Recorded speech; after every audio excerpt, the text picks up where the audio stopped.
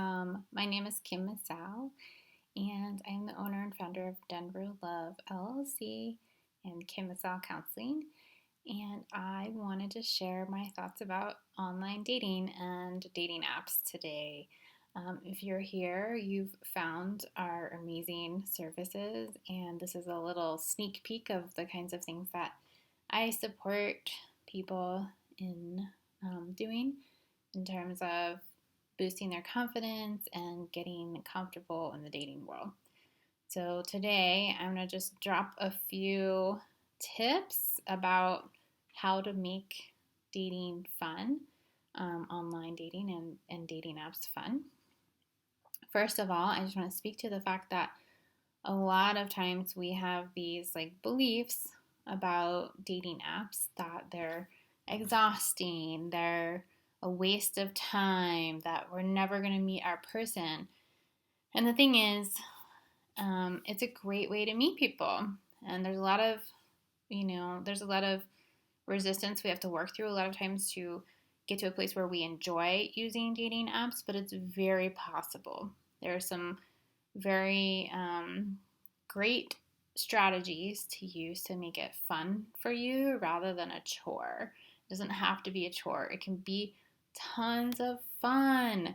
I want you to enjoy the dating process, not feel like it's a total burden and it's a waste of time. So let me just share a few quick tips, and then when you're done with this video, you can dig deeper in the exercises provided here.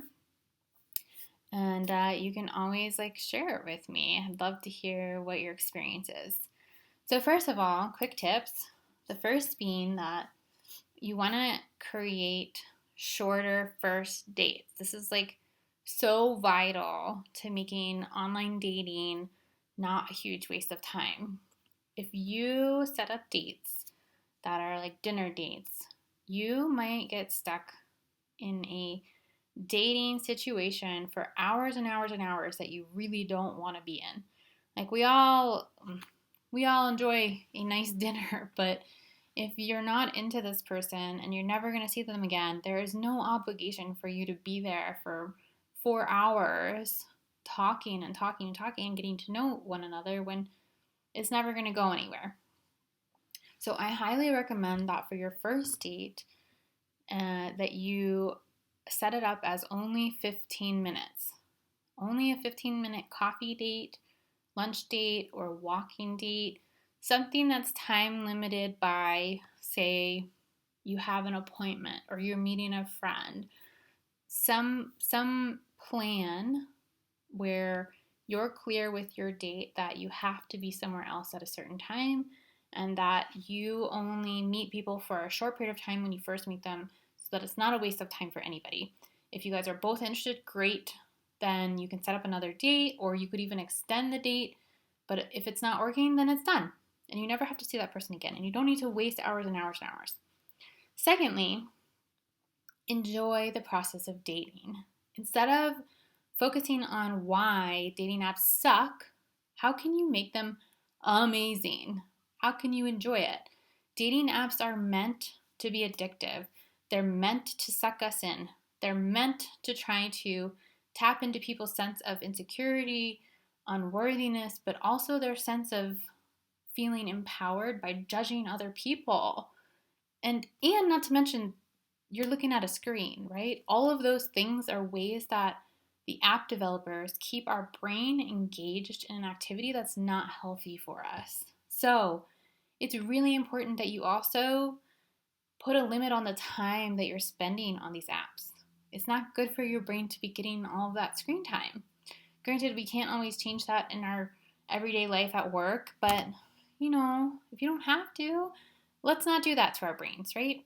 Also, obviously, we don't want to be doing an addictive pattern behavior that's not good for our mental health. Judging other people is not good for you. When you meet somebody in real life, it's completely different than when you're swiping. Yeah? So it's not good.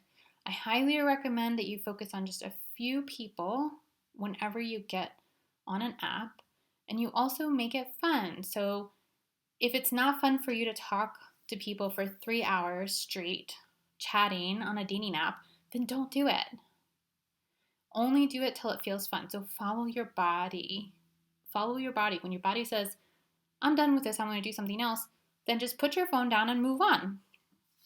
Really like stay away from being addicted and enjoy it. Like if you want to talk to 10 people, but you only want to like really follow through with 2, then do it and don't feel bad about it. Like you don't have to ghost people, but you also don't have any obligation to continue talking to them if you're not interested. It's okay. Like just let them know I'm not interested and move on.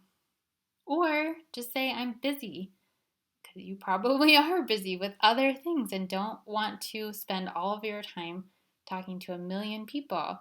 You can say I'm busy, I'm talking to the people that I feel like I would like to pursue conversations with, and I'm sorry, but I'm going to move on. However you want to explain it. Or don't. You don't have an obligation. But move on. Just only talk to the people you want to. And even if you're having the most amazing conversation, if you're feeling like, this isn't really going anywhere, then move on. Trust your intuition. And finally, that leads me into be yourself. This is like the biggest thing I could say to you. Do not put things on your profile that you think people want to hear. Be yourself. Whoever you are in this moment, in this day, you need to reflect that clearly on your profile. Don't try to compromise or change your profile so other people can be okay with you.